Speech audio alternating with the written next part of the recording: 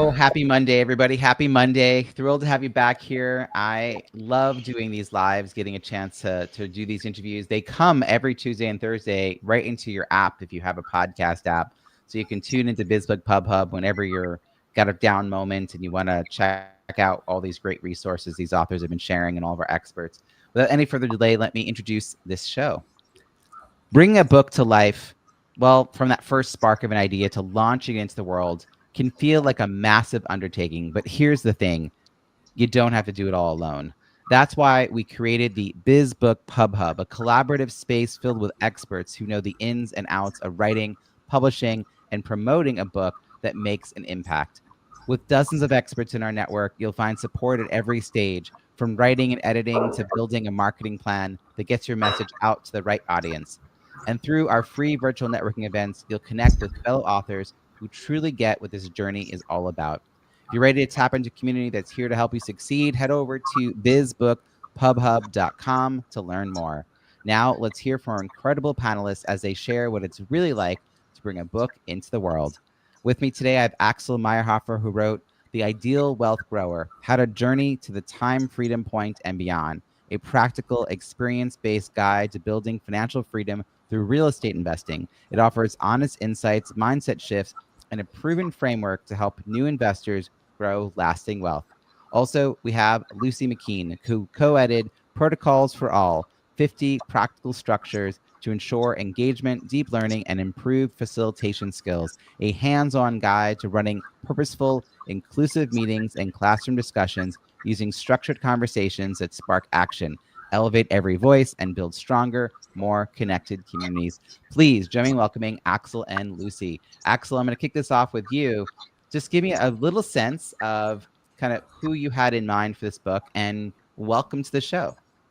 Yeah, thank you, Robbie, for having me on the show. Who did I have in mind? The book is basically, in a way, the foundation for the model that I developed, so that when people join our mentoring program and spend a year's worth of time to actually do all the things that are described in the book, in the past, it was basically a discovery, right? Like you basically had to join the program and find out what is it. And yeah, we had a call before we actually decided that, but I felt I needed something where I just kind of want to have an idea what this is about.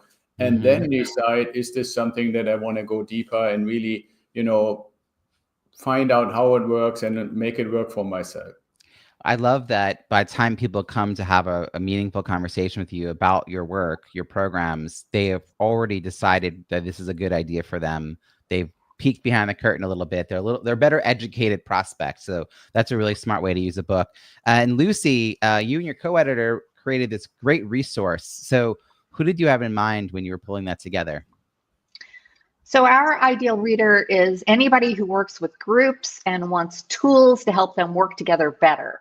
We want to put an end to 2-hour meetings that accomplish nothing. How many of us have been in those sorts of things, right? And we have our materials set up to help you solicit feedback from everybody in the room and not just the people who like to talk all the time. And our hope is that we really end up that people have productive, action-oriented solutions at the end of a meeting. Which, again, how many of us have been in meetings in which we talk and talk and talk, and the same people talk and talk and talk, and then nothing actually ever comes out of it? And so this is really very much about helping people have more successful meetings, feel more of a sense of belonging in their organizations, and therefore appreciate their job and want to stay there and want to keep working and performing well and feeling good about coming to work every day. I love this so much, and I was telling you before we went on air that it's in my to be read book, a pile list of books, because I believe so much that facilitation and purpose first design can dramatically change the way we interact with each other. I was focusing more on event spaces. This is more for meetings and classrooms, but I think it's so needed. And everyone says, oh, like we don't want to do all this extra work, but it saves so much time. It creates better outcomes. Like even the simplest thing of like have an agenda. No one's going to complain that there's an agenda, but like without one, some people are not included. And I love that you're doing this work.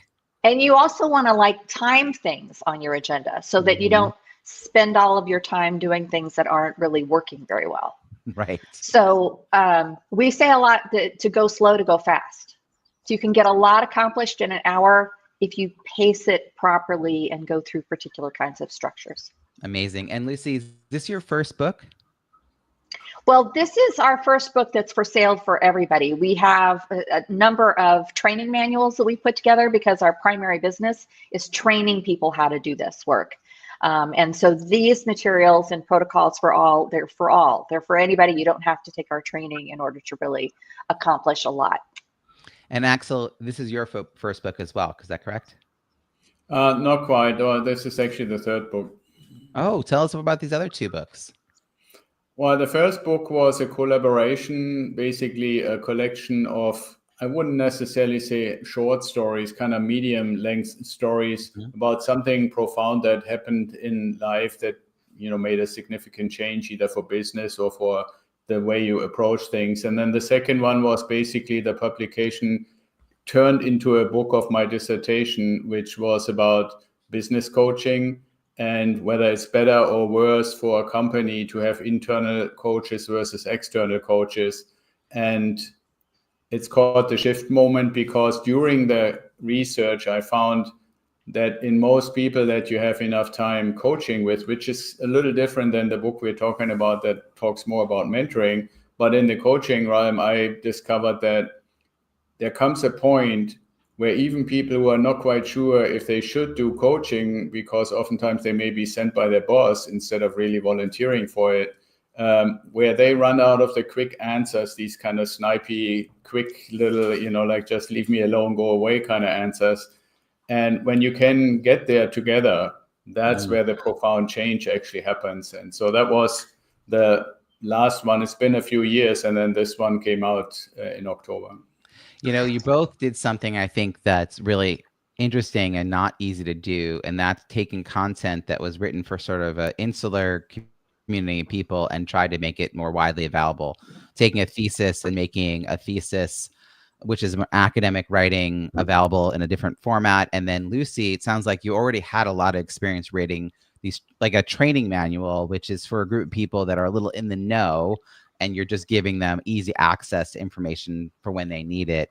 What was the shift, Luci, for writing the protocols for all when you thought the audience was going to be way outside of the group of people who are already working with you?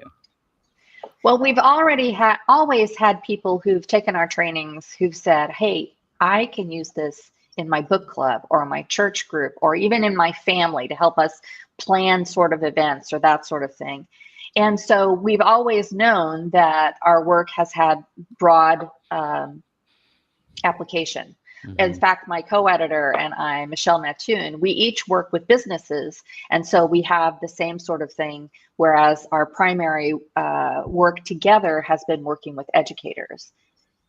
And I kind of forgot the first part of your sentence. Yeah, no. So you were now thinking, let me actually create a resource that was written for a more public use, as opposed to people taking these training manuals and saying, let me bring this to my church group, which might be a little overkill. Oh, yes, absolutely. Yeah. Absolutely. And we really wanted to extend our reach because we have a lot of goodwill in a particular pocket. We have a good email list, but beyond that, there are a lot of people who don't know who we are.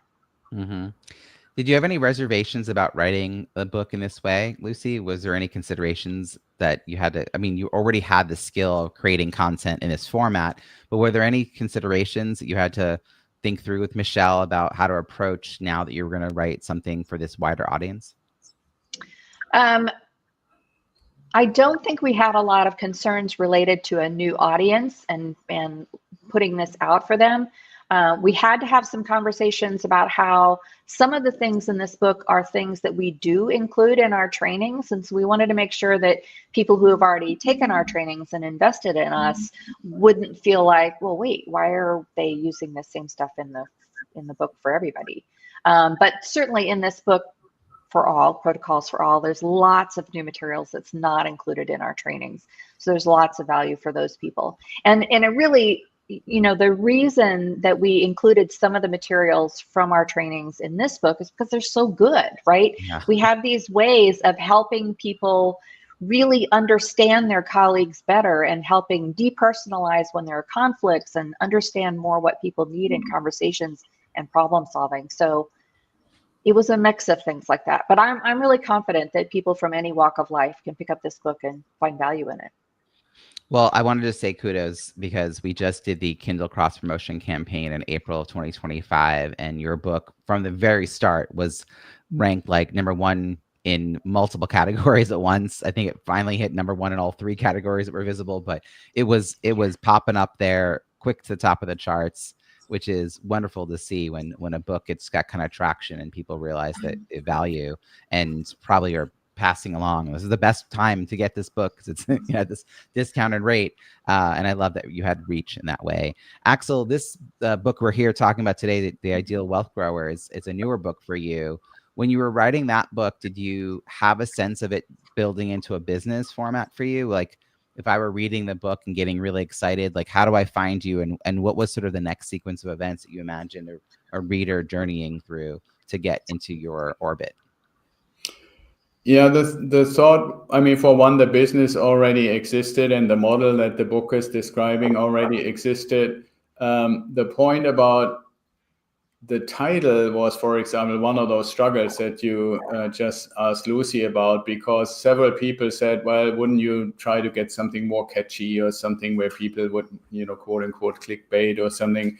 But I felt, no, I mean, I'm writing the book about this concept of ideal wealth grower. So I felt kind of compelled to also keep the title of the book in that way. The thing, if you don't mind me coming to that question a little bit back to what you asked Luci, that I came across is normally, because it's a concept and a model that I'm using in mentoring, I automatically, between 2 years ago, 1 year ago, and today would apply whatever is applicable to each one of those components kind of automatically. But when I was in the process of writing the book, I constantly struggled. How can I come up with examples that are illustrative to the reader, but that aren't only valid right at the moment when the book comes out? And so I hope at least I found a good balance with many examples that should basically have longevity, but something, like when we talked about a diversified portfolio, I said, okay, here's how I diversify it. And one component is gold. And just to show you how this has been working, I showed basically the development of the value of gold between 2020 and last year when the book got published. And if you look at the chart, it looks almost parabolic, because gold went like crazy in the last 2 years. Well, and the first version of the draft, when I wrote it, gold was at about 2,500. By the time I was getting ready to publish it, it was like almost 3,000, right? And I was like, should I really put the chart in there? And I ultimately decided, no. We put the year when in the month exactly when this is, and we put it in there, so it's a reference, but it served the purpose, right? So I changed the graph 3 or 4 times, and ultimately we just decide, okay, this is the date, this is, let's go for it, but not just say, well, we talk about it, but we don't want to show you the development over the last few years. I had a similar issue, Axel, when I was writing my third book, Break Out of Boredom, Low Tech Solutions for Highly Engaging Zoom Events, because as I was writing the book, the buttons moved, the where to click, the layout, something changed. They things roll out all the time with technology. So I really leaned into the philosophy around the strategy, the ideas around facilitation and design, which are not about a specific app or even platform. Some of this is applied to in-person as well as virtual. And so similarly, I think you're trying to teach people how to think about diversifying as opposed to saying, follow these steps, because it's a snapshot in time. And boy, have things changed. But I think that you're still giving them a way to think about it. And that's a tool that will never go out of style. So Axel, what would you add to that? Well, the thing about it was, the argument, maybe for the audience to understand, the argument was that you want to diversify in some things that have long-term value. And it felt a little weird when you show something long-term value that increases in value 20% a year, right? For 3 years in a row. That was, and it had never, at least as far as I know, it had never done that before. So I was not so much just showing the snapshot, but also do I give maybe the wrong impression and maybe triggering the wrong expectation that it would always keep going that way.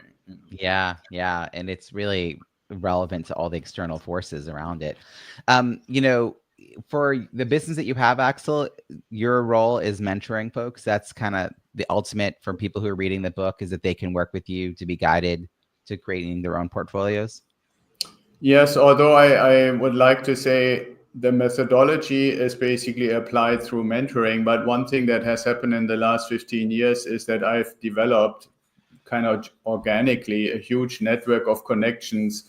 Because when you ask yourself, okay, well, I want to invest, let's say, in single family homes, where do I find them? Right now, I could say, go somewhere online, Google, whatever, do it. But in reality, what we do in the program is I have so many connections with trusted resources for finding the property, for getting insurance, for getting inspection, for getting the money for lending and stuff. So that's kind of like an added benefit. And I try to indicate that in the book to say, okay, it's not that I tell you how to do it and then you're out there on your own. It's literally, I'm holding for a year your hand and taking you through the process at least once or twice, not just to apply it, but also with the resources. And one of the things maybe interesting for your audience to know is there's obviously a real good example for strength in numbers, right? If you imagine one supplier, and 5 years ago, I worked through with the first client and half a year later with the next one. And that same client has now 3 properties with this provider, and we have 3 or 4 new mentoring clients, and you also all get 1 or 2 or 3. So now we have a situation where that one provider has basically sold, let's say, 20 houses to our community. We have a totally different standing than anybody who would have to go out and find the stuff on Zillow or on their own or from their local realtor. Yeah. So, I mean, I almost think of the word concierge, because you are helping them in a one-to-one based on what they're needing, and you're opening up your Rolodex to your community. That's wonderful. So, Luci, for you and Michelle, your co-editor, as you were approaching this book, you already have this business where you're doing all these trainings. You have a particular focus. It sounds like you both were focusing on education, but you also have some work with some companies. What was the goal around this book when you first got started writing it, and did it change? So, like, were you thinking about hitting number 1 or a certain number of copies sold initially? How did that adjust as the book came out and you realized what more it could do for you? But, like, how did you think about the reasons to get started writing a book, and then ultimately now that you have a book? Well, originally we thought, if we can write a book for the general public and we can get it on Amazon, then a bunch of different people are going to see the book, and we're going to extend our audience, and more people will know about us and all of that. We really didn't have any idea of how much investment in time and effort, and from Amazon's perspective, money, that they want in order to bring our book to people's eyeballs. Like Axel was talking about the title of his book. Our book, we titled Protocols for All, because within our network, people know of us as the people who design protocols. But outside of that, like if you type Protocols for All into Amazon, you got to go past a bunch of supplements and medical stuff and a whole bunch of other things to get to ours. Whereas, there are other books that have been published by other authors with the word protocols in their name, which are speaking to our primary audience. So that's why we felt like we wanted to have that in our title. So yeah, what we thought it would be to put a book on Amazon and what actually happens, were very different things. And it was just a fabulous coincidence of time that, Robbie, I've been following you for a while, that we got the email about the tax refund promo that you were going to do. And I talked to Michelle and I said, most of these books are very different from ours, but I think it's worth it for us to do this. And certainly that had a big impact on our sales in those first weeks. That's awesome. And so how soon before the campaign did your book come out? Oh, like a week, 2 weeks. Amazing. Okay. I want to talk about this for a second because there's two extremes that have happened that I think is notable for people, authors who participated in one of our Kindle cross promotion campaigns, which I organize 3 times a year, April, July, and November. One is someone like my friend Kate Colbert, who has a book that came out 8 years ago that is still, it's called Think Like a Marketer, very, very still much relevant, evergreen content, right? It's not about a specific model of like, this is where you click a button on LinkedIn or anything like that. It's a thinking strategically. And it's a book where, you know, she went on to write another book. So she then got really focused on that second book. And you kind of forget these earlier books. Like, it doesn't seem like it's possible right now, Luci, but like one day this is not going to be the baby you're like caring for anymore. And it's just out in the world. You're not thinking about it all the time. So for her, she loves it now 3 times a year. She puts a little extra attention on that first book because her first book is a much wider appeal than her second book. So this is the book she really wants to keep bringing up. And so it gives her that just little bit for like about a month, 3 times a year. She's putting a little extra time into reaching out to her network. And then there's the campaign part. And it's a lovely because she also jumps to like #1 or in the top 10. And then there's books like yours that happen to time. This happens now more often because I keep telling people like, get ready, publish by this date to be ready for this campaign.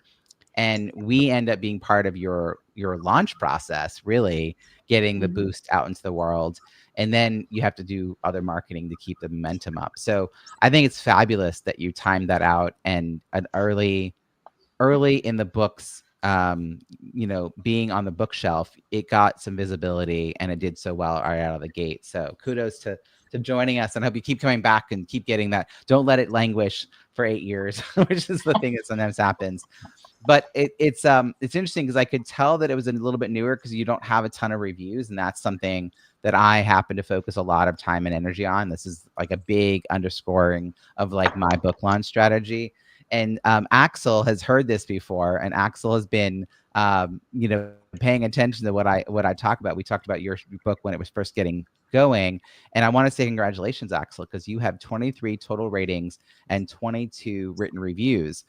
So 22 of those 23 people took time to write something, and they're not all like short little lines. Like some of them are multi-paragraph, you know, comments. Like these are people like really invested in what you talked about investing. Pardon the puns there. But Axel, I'm curious, like was the idea of collecting reviews built into your initial plans for publication, or how did that evolve over time, and how did you approach getting these reviews? Yeah, I mean, if I didn't know otherwise, I would say that was a little fishing for compliments because I had no clue until you basically said, here are the things that you want to do. I mean, I also, for the audience, I participated in the Thanksgiving campaign and then this one again. But I have to admit, I was very much more novice. I had not very much clue what you should do. I knew about your books, obviously, Robbie. So we tried, my assistant and I, we really tried to follow everything that you suggested, which included, coming back to your point about the reviews, to really go out, create that list out of our 6,000 LinkedIn followers. We kind of whittled it down and filtered it down with your guidance to about 150, and really encourage them to go and take a closer look. And we sent them the links and we told them about the price and so forth. And out of that came the reviews and the ratings and those kind of things. Now, there have been a few, you know, after the last campaign and a few this time as well. But I was really motivated, and I really thank you for that, to say, okay, you want to set a certain goal, so and so many reviews and so many ratings. And ultimately, which I also want to say for anybody contemplating to joining the program in the future, there is a pretty substantial difference between those people who are willing to give a rating, number one, then those people who go one step further and give a review, and those people who hear about it, get a link, whatever it may be, and then go and buy it, especially when it's reduced price for like 99 cents. I think we sold probably more than 100 or so, something like that. But even, like that's what at the time a 5-to-1 ratio or 6-to-1 ratio between those who actually take an action versus those who actually buy the book. And interestingly enough, I thought it was kind of funny. After the last campaign, there were actually a few people who said, shoot, I missed the campaign, so I just spent the $6 instead of 99 cents. That's amazing.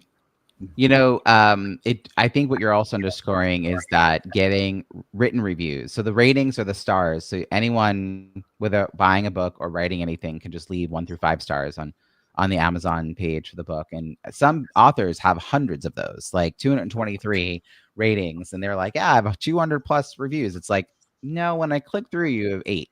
You have eight written reviews.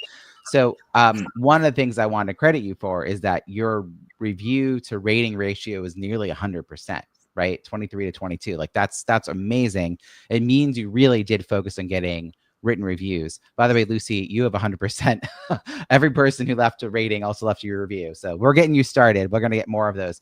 But I think that the ask is different, and the follow-up and nurturing to get people to follow through and do it is different than if you're just saying, hey, pop in here and buy the book.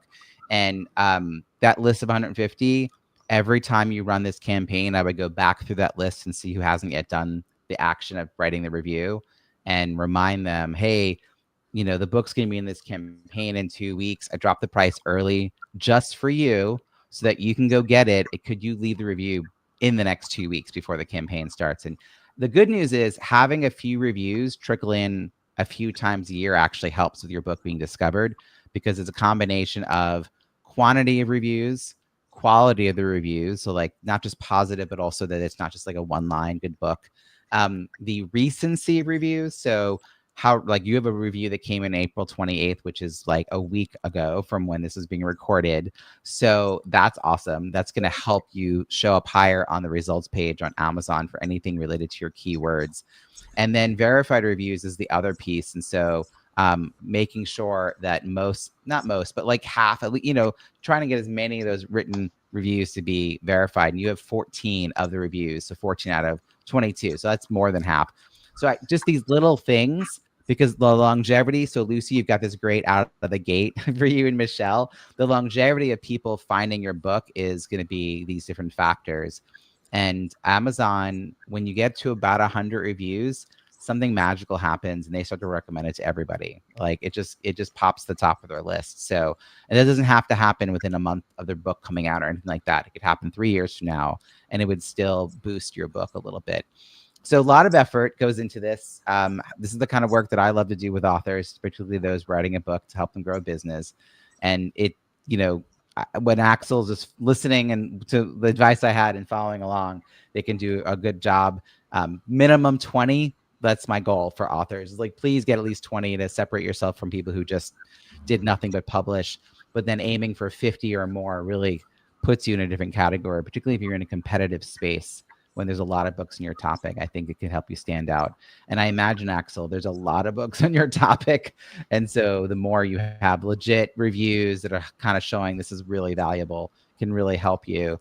I'm curious, Luci, if you have a plan for, I know this is kind of still new for the book, but how do you think you're going to use the book? Like individual sales is what I focus on for like the initial launch and during these like campaigns. But how are you thinking about bulk sales or bulk giveaways? Like maybe you're not charging, maybe it's just like a way you've managed to get the book into the right hands of people.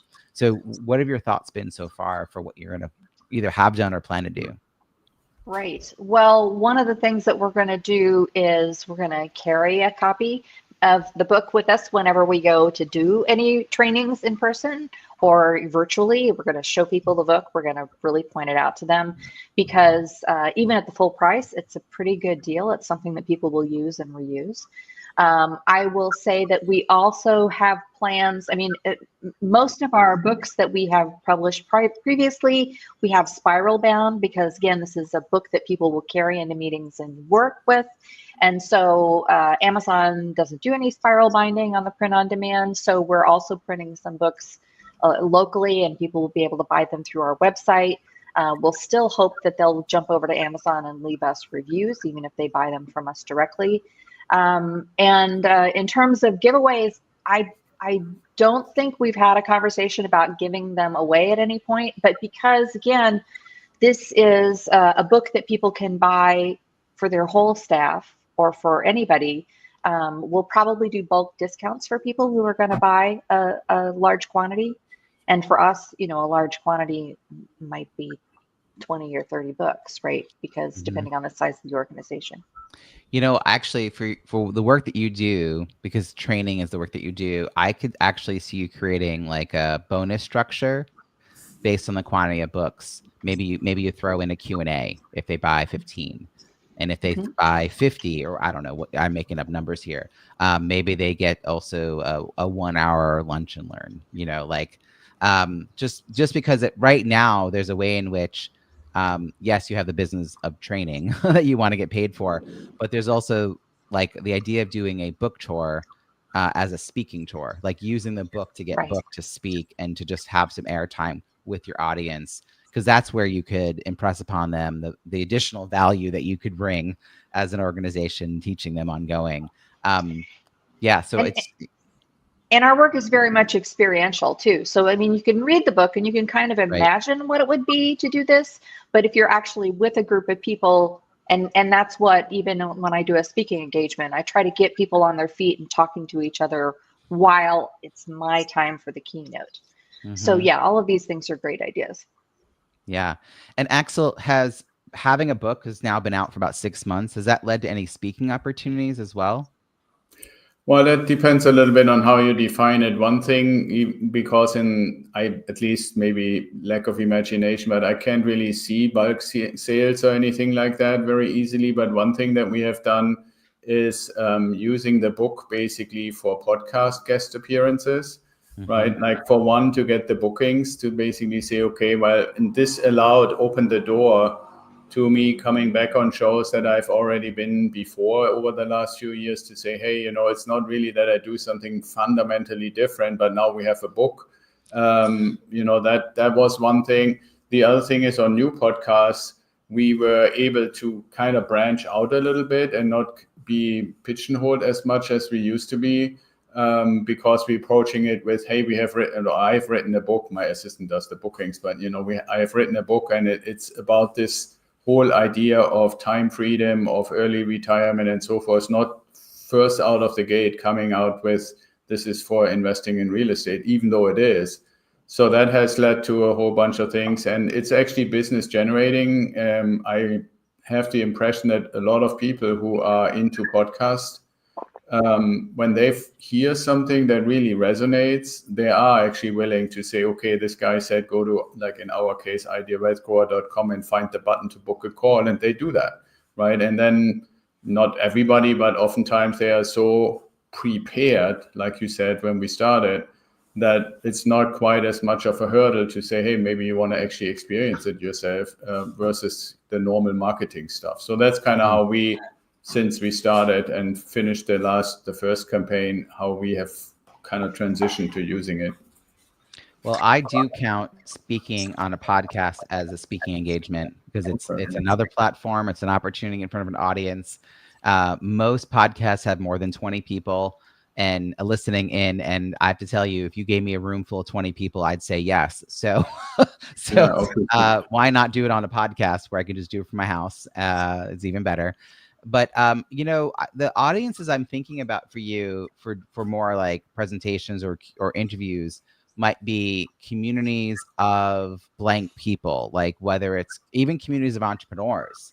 I can imagine, like, there's a lot of membership groups. I've really enjoyed presenting and doing interviews for membership groups, which I distinguish from podcasts. It's usually a small group, 20, 30 people max, but they are ongoing members of some kind of organization or membership or community, and there's something about their attentiveness because they're paying in to this year-long program or multi-year program, and then the credibility being brought in by whoever founded that or runs that can sort of add to the experience. So yeah, I mean, there's lots of different communities that might be of interest. Entrepreneurship comes to mind for me, but I imagine a lot of folks are at that point in their 40s and 50s and 60s thinking ahead and wanting to plan. So now that you have a book, you have all these new possibilities, Axel. Yeah, exactly. Thank you. And that's actually a great idea. And I would even go younger if possible, because, the one thing in investing that everybody is dreading is the fact to say, hey, I should have started 20 years ago. 100%. Yeah. There's these lists of the 40 under 40, 30 under 30. You should probably find out who those people are, because they're the go-getters, and they're also probably great connectors. So if one of them got involved in your community, I imagine word would spread pretty fast. So you don't have to go hunting. You could just gather people to you. Sorry, my background's community organizing, and I always default to the where are people already, and then like go find them there. I'm curious, like, Axel, how would you finish the sentence? Because I'm an author. Like, is there a particular success story that has come your way because suddenly, like you said, doors are starting to open? I would finish the sentence because I'm an author. It has increased and validated credibility. I have maybe a little bit of a benefit because of my doctorate. Some people make assumptions, even though it has nothing to do with investing. But to be able to say, yes, I studied stuff and I'm an author has definitely been a benefit, especially when it comes to differentiating between taking, like you said earlier, somebody by the hand through a program and through a journey to a desirable end, versus somebody saying, oh yeah, I put a video program together, you give me X amount of money, and then you can do this stuff on your own, and then you suddenly be smart.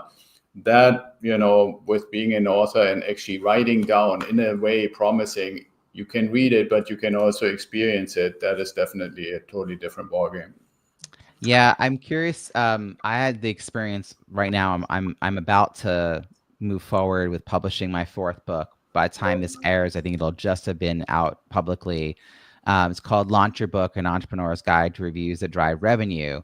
And when I first created it, I must have had 14 pieces of bonus content. And I realized, A, that was overwhelming. And B, I am literally giving away everything. Some of these things need to stay in the vault with the program.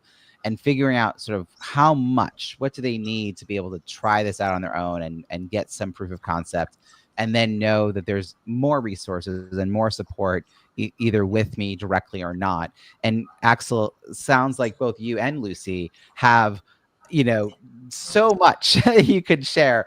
A nice thing about a book is that it is something that people can asynchronously go through. And Luci, I'll come over to you. Do you have little bits of content that are bonus materials, QR codes, links that go to your website, get people opt into your web, your email list? Was that sort of built into the process? Well, we do have, so again, because our book is really a manual you can carry into meetings and use, there are printouts that a lot of people would use in those meetings. And you can't really do that on a Kindle.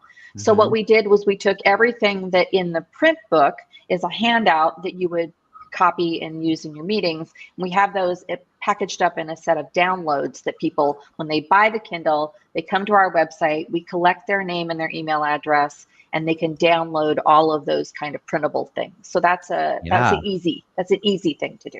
But that's awesome, because even people who have the book, the physical book, might still desire that because you've already made it a nice PDF. They don't have to sit there with the photocopier or trying to figure out how to get the book to lay flat.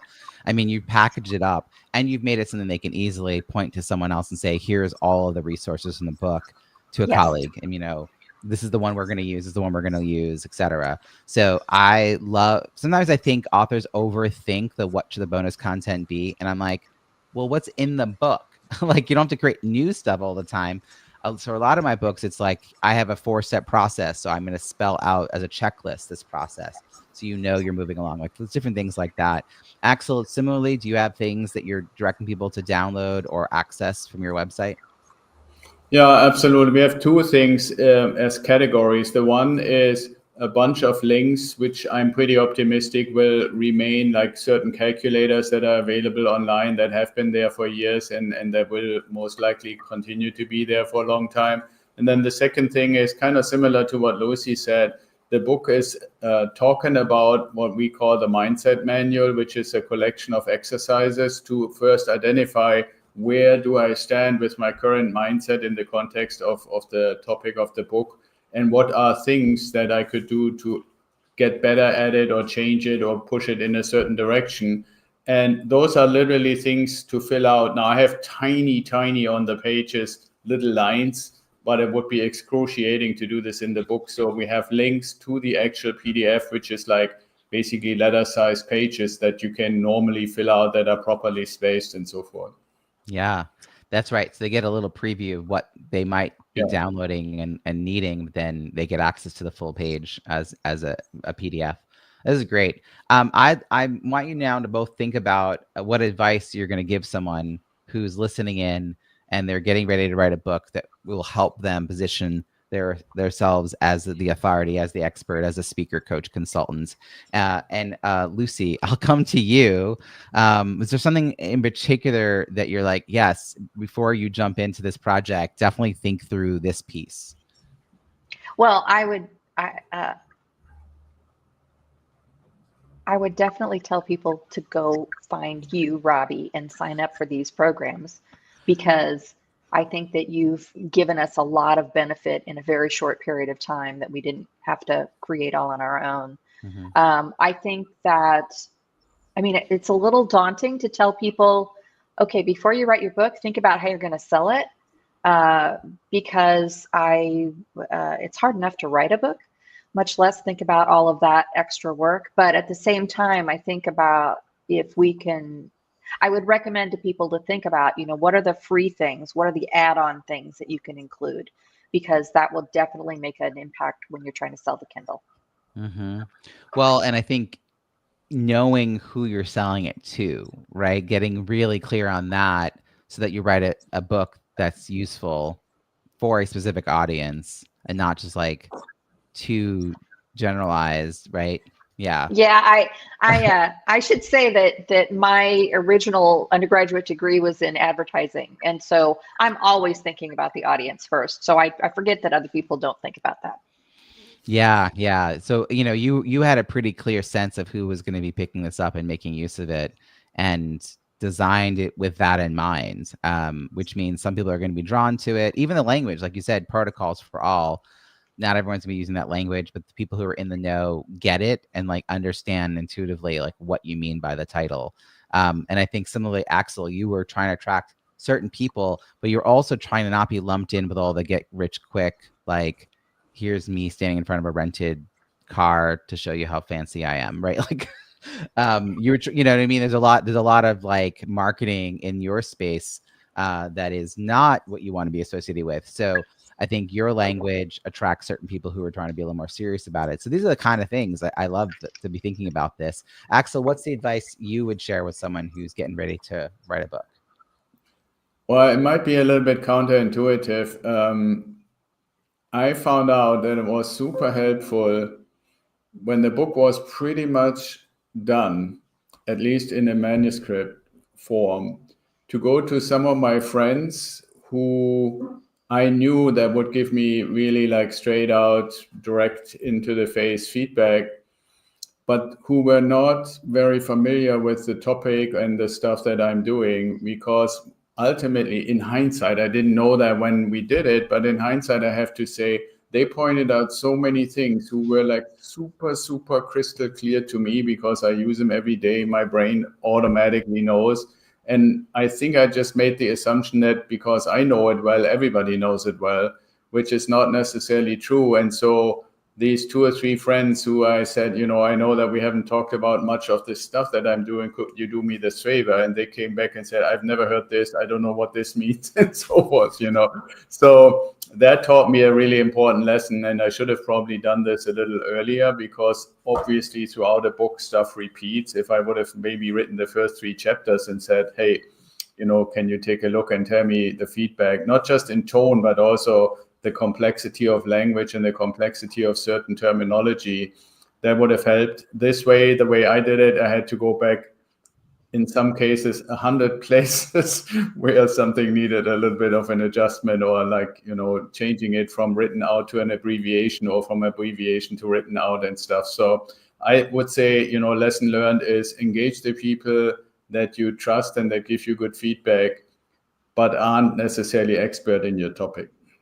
I had this exact experience with the beta readers for my most recent book. My editor is really familiar with publishing.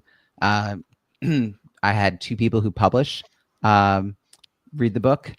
I had my wife, who knows nothing about this, and I had someone who had just gone through my online program, which is like a DIY version of my book launch support. Plus, she had access to me and a couple of conversations and some email access.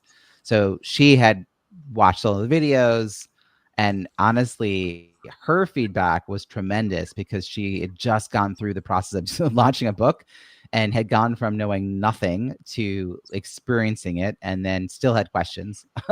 And my wife was the one who read the book and said, "What does it mean to be hybrid? What is hybrid?" And I was like, "Oh, right." Like I'm just too close to it, as were the 3, like my editor and the 2 publishers. Like none of the 4 of us thought about the word hybrid being an issue.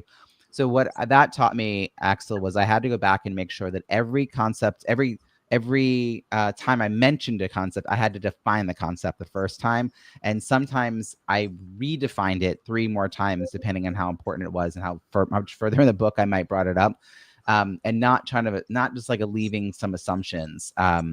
And even the structuring and the order of things, I mean, so much work to kind of create a better book, but it is a better book. So what I'm also hearing from you is do not rush forward to just hit print and hope for the best, but getting that early feedback, either while you're still writing or before you're done with the editing, can be a tremendous value. Axel, where can people find you and follow your work?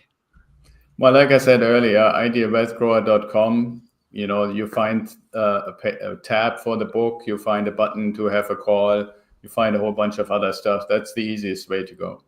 Fantastic. By the way, all these links are going to be in the show notes at bizbookpubhub.com for those who are listening in who want to go and check out the details. Luci, how can people find you and your book? Sure. Come to nsrfharmony.org. Fantastic. And again, we'll put your links to like your LinkedIn and your book pages on Amazon, your websites, all that's going to be available at bizbookpubhub.com, which is where you can find all the show notes for all the episodes that come out every Tuesday and Thursday. So there's a ton of great content, author panels, expert interviews, author interviews, really good stuff. And we'll also invite you to come to one of our free virtual networking events that I host every single month. The Kindle cross promotion campaigns that I do 3 times a year. And there are over 24 experts who can guide authors through the writing, editing, publishing, and marketing of a book that they wrote to help them grow their business. We specifically focus on those kinds of entrepreneurs. So check all that out at bizbookpubhub.com. Luci, Axel, thank you so much for joining us. This has been a really great conversation. Thank you. Thank you, Robbie.